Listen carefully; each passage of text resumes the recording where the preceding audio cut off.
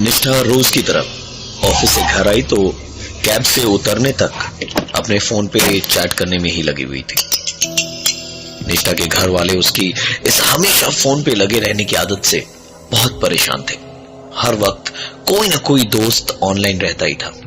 घर पहुंच के उसने डिनर किया और उसके बाद अपने लैपटॉप पे 1-2 एपिसोड्स किसी सीरीज के देख के उसने सोचा कि दोस्तों वाले ग्रुप चैट में देख ले कि क्या हालचाल है। आज ज्यादा लोग ऑनलाइन नहीं थे ग्रुप में। जो भी 3-4 लोग थे उनकी आदत थी निष्ठा का मजाक उड़ाते रहने की। निष्ठा अपने ग्रुप की सबसे खूबसूरत और एक्सट्रोवर्ट किस्म की लड़की थी। किसी से डरती नहीं थी और तेज इतनी थी कि ग्रुप के लड़के भी उससे मदद मांगते थे। आज ग्रुप चैट करने में मजा आ रहा था क्योंकि आज एक नया अननोन फ्रेंड एडेड था ग्रुप में, अनुराग, जो उसके दोस्त आशीष का दोस्त था। जब सब लोग निष्ठा की टांग खींचने में लगे थे तो निष्ठा की तरफ से बोलने वाला वही था। उसको सबकी कहानियां, कमजोरियां सब कुछ पता थी। निष्ठा और वो अलग से इंडिविजुअल चैट भी कर रहे थे। निष्ठा ने उससे पूछा कि तुम्हें इतना सब कुछ सबके बारे में कैसे पता है? तो उसने बताया कि आशीष कभी भी तुम लोगों की बात करना बंद करे तो किसी और की भी सुनूं मैं। निष्ठा ने फिर पूछा, कहां रहते हो तुम? उसका जवाब रात को किसी को भी डरा सकता था। उसने कहा, तुम्हारे पीछे ही तो हूं। निष्ठा को मालूम था कि यह मजाक है, पर जब पीछे पलटकर वापस पलट के उसने स्क्रीन देखा तो अनुराग ऑफलाइन था और ऑफलाइन होने से पहले उसने एक आखिरी मैसेज जो किया था उसमें लिखा था, कल तुम्हें एक बैड न्यूज मिलेगी। निष्ठा को लगा कि यह भी कोई मजाक ही होगा और वो सोने चली गई। अगली सुबह रोज की तरह दादी के साथ वो मॉर्निंग वॉक पे गई। लौट के रोज की तरह दादी बाहर पूजा के लिए फूल तोड़ने के लिए रुक गई और निष्ठा अंदर आ गई। पानी पीते पीते उसने एक आवाज सुनी।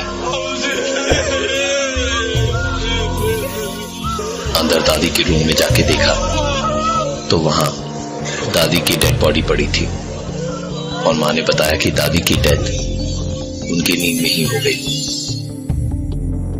निष्ठा तुरंत बाहर भागी। जाके देखा तो वहां दादी के तोड़े हुए फूल जमीन पर पड़े थे।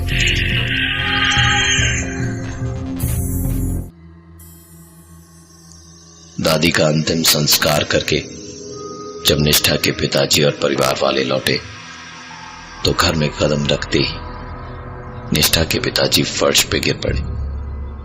उन्हें उठाने गए तो देखा उन्हें बहुत तेज बुखार है। उनका शरीर आग की तरह बुरी तरह तप रहा था। निष्ठा के पिताजी को परिवार वालों ने उठाकर बिस्तर पर लिटाया और तुरंत डॉक्टर को बुलाया।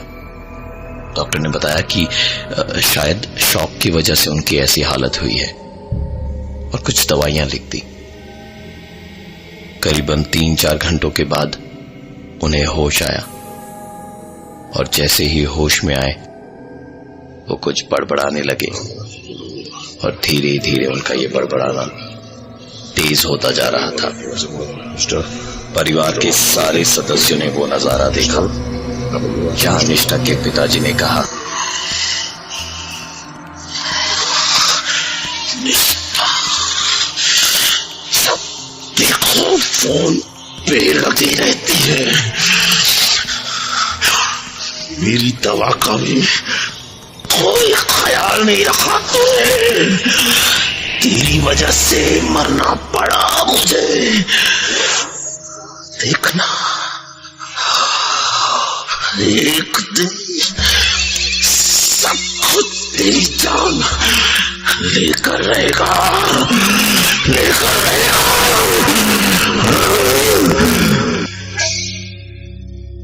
परिवार के सारे सदस्य निष्ठा की तरफ देखे जा रहे थे। बस इतना देखना और सुनना था कि निष्ठा अपने कमरे में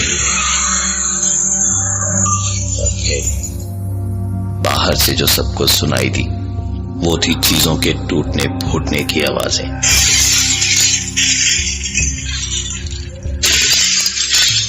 धीरे धीरे इन आवाजों के साथ तेज हुई निष्ठा की आवाज भी।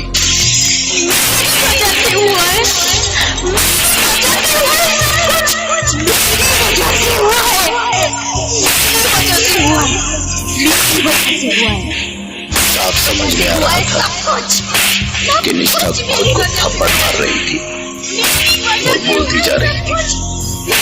थोड़ी देर बाद निष्ठा की आवाज बदलने लगी और थप्पड़ की आवाजें और तेज होती जा रही थी और आवाज बाहर अब कुछ यूं आ रही थी।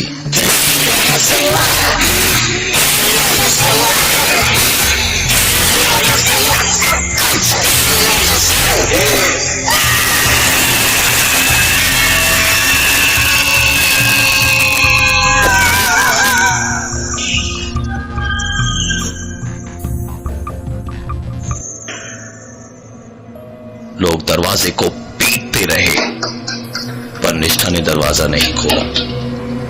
जब लोगों की सारी कोशिशें नाकाम हो गई तो उन्होंने दरवाजे को तोड़ दिया। अंदर का नजारा बहुत भयानक था। कमरे की सारी चीजें उथल पुथल थी। ड्रेसिंग टेबल का शीशा टूटा हुआ था। निष्ठा ने खुद को इतनी बुरी तरह से चोटें पहुंचाई थी कि पूरे शरीर से खून निकल रहा था और निष्ठा जमीन पर बेहोश पड़ी थी। निष्ठा की आंख हॉस्पिटल में खुली। वक्त रात का था। उसने होश में आते के साथ ही पहले पापा की तबीयत के बारे में पूछा और जब घर वालों ने उसकी इस हालत पर उससे सवाल पूछा तो उसने कोई जवाब नहीं दिया। बस कहा कि मुझे मेरा फोन चाहिए। निष्ठा की हालत बहुत ज्यादा खराब थी, इसलिए घर वालों ने उससे ज्यादा बहस नहीं की और उसे उसका फोन दे दिया। फोन पर मैसेंजर खोला तो उस पर अनुराग का एक मैसेज था।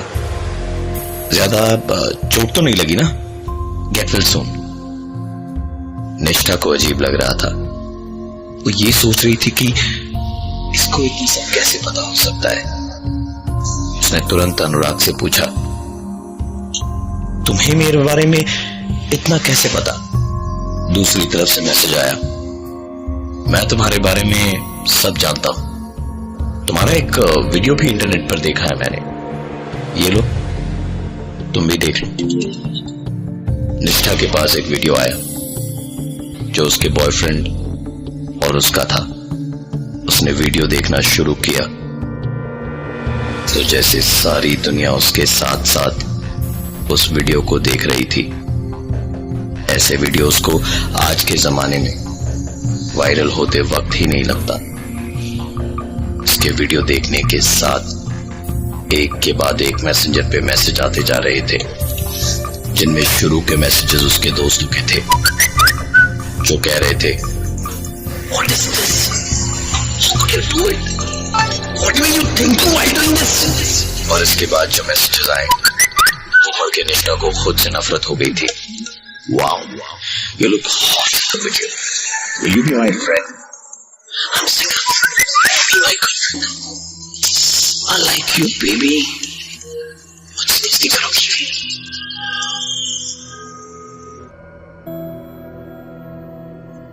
निष्ठा की दोस्ती फेसबुक पे जब से अनुराग से हुई थी तब से उथल पुथल मची पड़ी थी।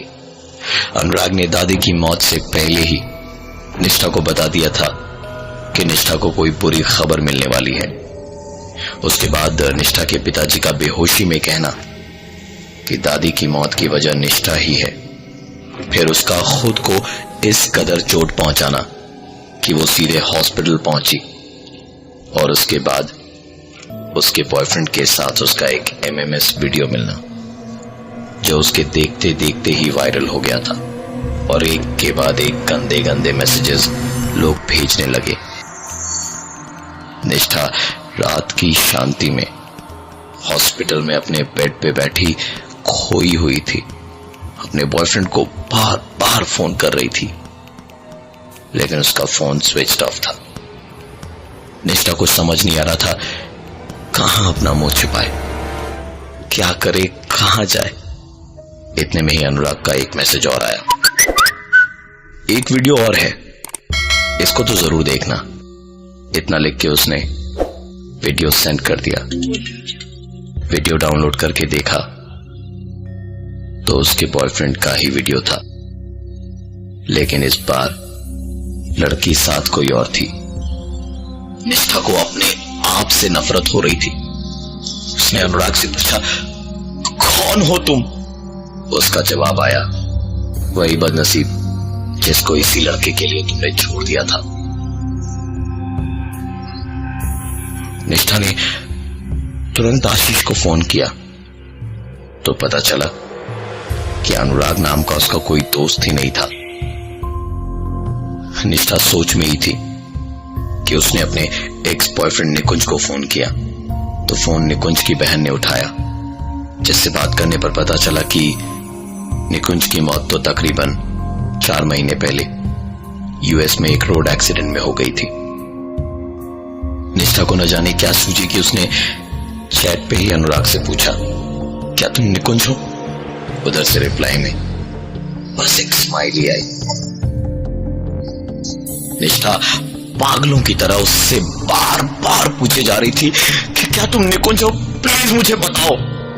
और उसके दिमाग में सिर्फ यही घूम रहा था कि कैसे अपनी खूबसूरती के गुमान में निष्ठा ने 2 अफेयर एक साथ रखे और जब पकड़ी गई तो उल्टे ने कुछ को बोल दिया था, तो मुझे दे ही क्या सकते हो, तुम अपना रास्ता देखो, मैं मजे में हूं। निष्ठा को अब शायद जिंदगी भर अनुराग के जवाब की तलाश रहेगी कि क्या वो ही निकुंज है। अगले दिन सुबह सलाइन की नीडल निष्ठा के गले में आर पार मिली। खून की कमी से सारा शरीर सफेद पड़ गया था। डिप्रेशन में आकर निष्ठा ने भी सुसाइड करने की कोशिश की, पर हॉस्पिटल वालों के इमीडिएट एक्शन से उसकी जान बचा ली गई। जान तो बची, पर निष्ठा को वो बचा नहीं पाए, क्योंकि इन सारे हादसों के बाद निष्ठा इस कदर पागल हो गई कि आज भी वो मेंटल असाइलम में है। और दीवार पर उसके कमरे में चारों तरफ सिर्फ एक ही शब्द लिखा है,